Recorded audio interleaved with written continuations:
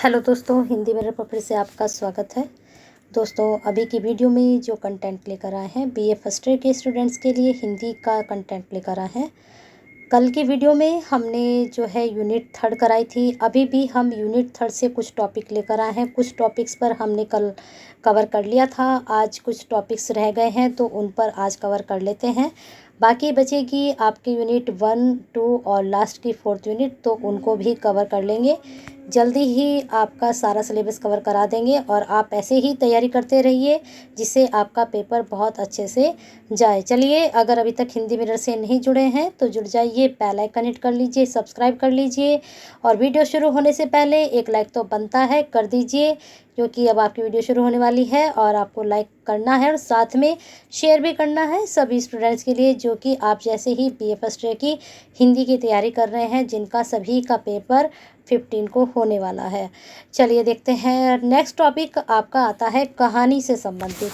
Questions यहाँ से ज़रूर बनेगा, ठीक है, चाहे आपका शॉर्ट में बने चाहे आपका लॉन्ग में बने, लेकिन यहाँ पर क्वेश्चन आपका ज़रूर बनेगा। कहानी किसे कहते हैं, कहानी की परिभाषा दीजिए, कहानी के तत्व कौन से हैं, इस तरह के क्वेश्चंस आपके इसमें से निकल कर आएंगे। तो चलिए हम इसको स्टेप बाय स्टेप चेक कर लेते हैं। क्या है कहानी किसे कहते हैं, परिचय, उनके तत्व। कहानी गद्य साहित्य की सबसे लोकप्रिय मनोरंजक विधा है। कहानी साहित्य की वह गद्य रचना है जिसमें जीवन के किसी एक पक्ष का कल्पना प्रधान हृदय स्पर्शी व सुरुचिपूर्ण कथात्मक वर्णन होता है। यानी कि आपने कभी आप कोई कल्पना से कोई कहानी लिख देते हो या फिर आप जो है अपने पर बीती है या आसपास आपने इस तरह की कोई घटना देखी है तो उसको आप कहानी बना देते हो और कहानी बनने पर वो इस तरह की कहानी लिखी जाए कि जो पढ़ने वाले को उसमें रुचि भी आए और वह हृदय को छूने वाले भी हो।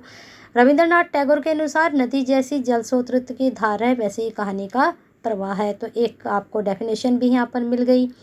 अब आते हैं यहाँ पर उपन्यास और कहानी का अंतर भी, ये क्वेश्चंस भी 99 में जाएगा आपका। उपन्यास और कहानी में अंतर बताइए, इस तरह के क्वेश्चंस भी एग्ज़ाम में ज़रूर पूछा जाता है। चलिए आगे देखते हैं। कहानी की विशेषताएं, बहुत अच्छा प्रश्न। यहाँ पर टॉपिक अलग से भी बन सकता है। विशेषताओं के ऊपर, कहानी एक छोटी रचना है, जीवन के किसी एक पक्ष पर आधारित होती है, वास्तविकता की कलात्मक अभिव्यक्ति है, लक्ष्य आधारित होती है, मानसिक संघर्ष की प्रतिबिंबित करती है, कौतूहल बनाए रखती है। बहुत ही अच्छी यहाँ पर ये विशेषता है। इसको आप हेडिंग बनाकर भी अपने आप भी 5-6 लाइनें इनमें आराम से ऐड कर सकते हो, ठीक है। लक्ष्य आधारित सिर्फ इतना हेडिंग बना सकते हैं। संघर्ष की प्रतिबिंबित, कौतूहलता, कौतूहल का कर देंगे कौतूहलता, जीवन के किसी एक पक्ष पर, जीवन का किसी एक पक्ष, जीवन का एक पक्ष, छोटी छोटी रचना, इस तरह से कलात्मक अभिव्यक्ति, इस तरह से हेडिंग बनाकर आप इसको और लेंदी कर सकते हो। चलिए आगे देखते हैं। आगे है कहानी के तत्व। कहानी के 6 तत्व होते हैं। बहुत ही महत्वपूर्ण टॉपिक, 99 में आपका जा सकता है प्रश्न। तो कथा वस्तु यानी कि कथानक, जो पूरी कहानी होती है उसको हम कथा वस्तु या कथानक बोलते हैं। कथोपकथन अथवा संवाद, कहानी के जो पात्र होते हैं जब एक दूसरे से वो बातें करते हैं तो उन बातों को, उस बातचीत को हम क्या कहते हैं, संवाद या कथोपकथन। एक दूसरे से बात जो की वो किसके द्वारा की गई, संवादों के द्वारा की गई। चरित्रण अथवा पात्र, जो कहानी के पात्र होते हैं उनका चरित्रण। जैसे सपोज करो आपकी कोई एक कहानी है तो उस कहानी में से आपने कोई भी एक पात्र लिया, जो मेन पात्र होगा, मुख्य पात्र होगा, उसका चरित्रण आपसे पूछा जाए। फिर आगे है इसमें देशकाल वातावरण। अब वो कैसे वातावरण की कहानी है, गांव का चित्रण क्या है, शहर का चित्रण क्या है, किसी भी देश का चित्रण क्या है, तो इस तरह से इसमें हमें बताना होता है। भाषा शैली, किस प्रकार की भाषा है, शैली अलग चीज़ होती है, भाषा अलग चीज़ होती है, ठीक है। भाषा के बारे में कि इसमें किस तरह की भाषा का प्रयोग, क्या मुहावरेदार है, लोकोक्तियाँ हैं, ये तत्सम के शब्द हैं, तद्भव शब्द हैं, किस तरह के शब्दों का उसमें प्रयोग किया गया है। शैली तरीका क्या है, वर्णनात्मक शैली है, विवरणात्मक शैली है, कौन सी शैली उसने प्रयोग की है। उद्देश्य क्या है, कहानी को लिखने का उद्देश्य क्या रहा है, ठीक है। अगर आपने कोई कहानी पढ़ी है तो आपने सीखा होगा उस कहानी से कुछ ना कुछ, तो वही कहानीकार का एक उद्देश्य होता है कि वो सामने वाले को जब वो कहानी पढ़े तो वो उसको कुछ सिखा कर जाए, कुछ बता कर जाए, जीवन से संबंधित या कोई भी बात हो, वही उसका उद्देश्य होता है।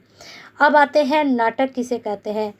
कहानी का क्लियर हो जाएगा, कहानी और उपन्यास में अंतर आएगा, कहानी के तत्व आएंगे, कहानी की परिभाषा आएगी और कहानी किसे कहते हैं, ये 4 टॉपिक तैयार कर लीजिए।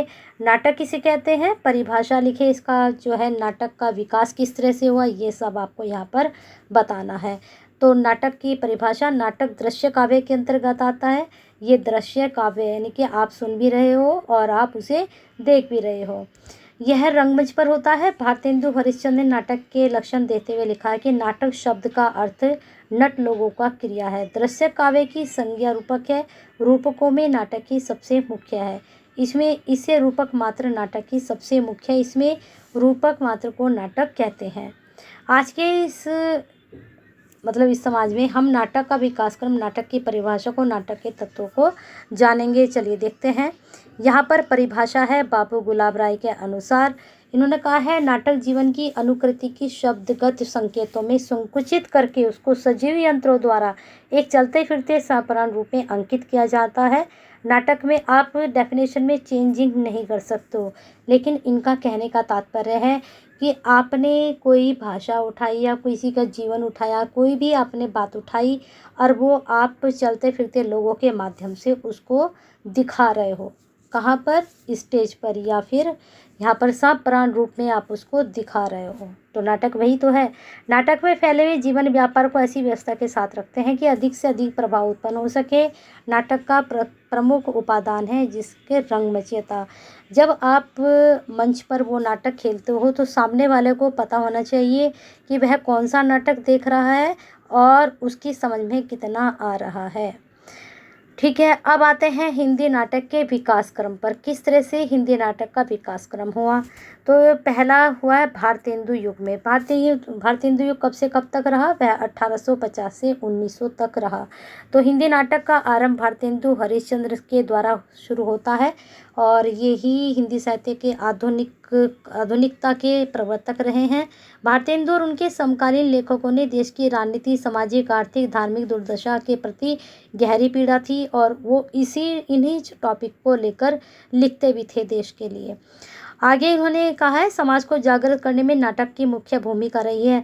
अब जैसे आप पिक्चर्स देखने जाते हो, पिक्चर्स आप हॉल में देखने जाते हो, वो भी एक नाटक का ही रूप है। जो आप पिक्चर देखते हो, आप टीवी पर नाटक देखते हो, उसमें बहुत चीज़ें सामाजिक की भी दिखाई जाती हैं, राजनीतिक भी दिखाई जाती हैं, आर्थिक दृष्टि से जूझते हुए वहाँ पात्र भी दिखाए जाते हैं नाटक में। तो वही सब यहाँ पर उन्होंने कहा है कि समाज को जागृत करता है जो नाटक होता है, जो समस्याएं उसके द्वारा उठाई जाती हैं। द्विवेदयुगीन नाटक कब से, 1900 से लेकर आपका 1920 तक। ठीक है, यहाँ इसके बारे में पढ़ लीजिए। बंगला, अंग्रेजी, संस्कृत नाटकों का हिंदी में यहाँ पर प्रकाशन हुआ। प्रसाद युगीन नाटक ये 1921 से 1936 तक चले।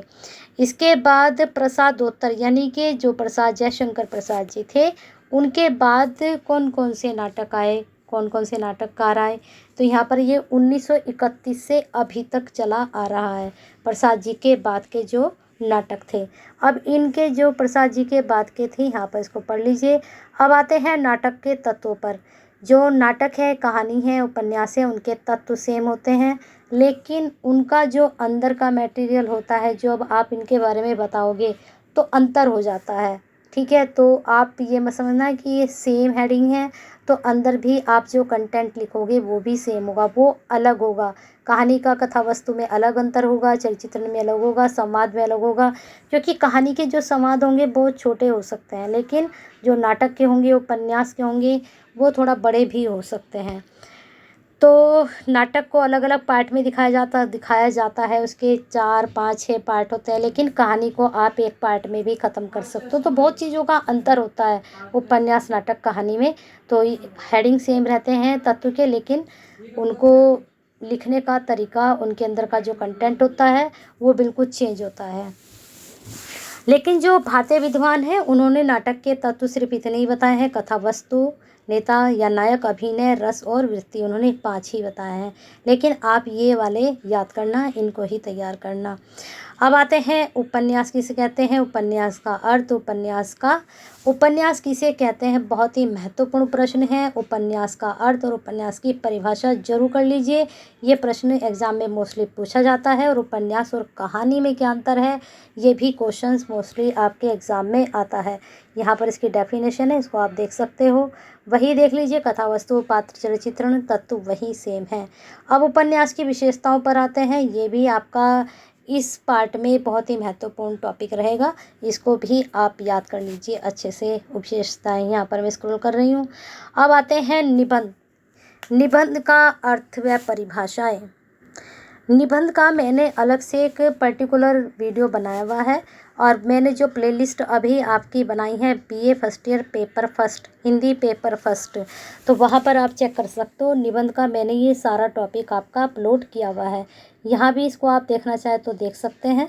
मैं स्क्रॉल कर रही हूँ धीरे धीरे, आप इसको यहाँ से देख सकते हैं। ये निबंध का अर्थ है, इसके बाद निबंध की परिभाषा है, फिर इसके बाद निबंध के प्रकार हैं। निबंध के प्रकार जरूर पढ़ लीजिए, यहाँ से भी प्रश्न आपका 99 जरूर बनेगा। निबंध भी बहुत ही महत्वपूर्ण टॉपिक है आपके सिलेबस का। वर्णनात्मक निबंध किस प्रकार के होते हैं, इसके बाद फिर यहाँ पर भी वर्णनात्मक निबंध किस प्रकार के होते हैं, फिर यहाँ पर भावात्मक निबंध, साहित्य के आलोचनात्मक निबंध की क्या विशेषताएं हैं। विशेषताएं यहाँ पर 7 विशेषताएं दी गई हैं, इन विशेषताओं को भी आप अच्छे से पढ़ लीजिएगा। तो बने रहिए हिंदी मिरर के साथ, अपना प्यार और साथ ऐसे ही बना के रखना है। और जाते जाते एक लाइक कर दीजिए और जाते जाते शेयर कर दीजिए सभी स्टूडेंट्स के लिए। बीए फर्स्ट ईयर के जितने भी स्टूडेंट्स हैं उन तक ये कंटेंट पहुंच जाना चाहिए, उनके एग्ज़ाम से पहले पहले उनकी भी आप ही की तरह तैयारी अच्छे से हो जाएगी। और कमेंट बॉक्स में ऐसे ही क्वेरी अपनी सेंड करते रहिए, आप भेजते हैं तो रिप्लाई भी होता है और आपकी क्वेरीज पूरी भी की जाती हैं। वक्त लगता है लेकिन आपको टाइम से तैयारी करा दी जाती है। और हमारी कोशिश ये रहेगी कि जिन बच्चों का BA third year, second year, first year, जिनका पेपर सेकंड अच्छा नहीं गया, उनका पेपर फर्स्ट अच्छा जाए और बहुत अच्छा जाए, जिससे उनकी परसेंटेज अच्छी बन जाए। चलिए शेयर कीजिए, लाइक कीजिए और अपना प्यार और साथ ऐसे ही बना के रखिए।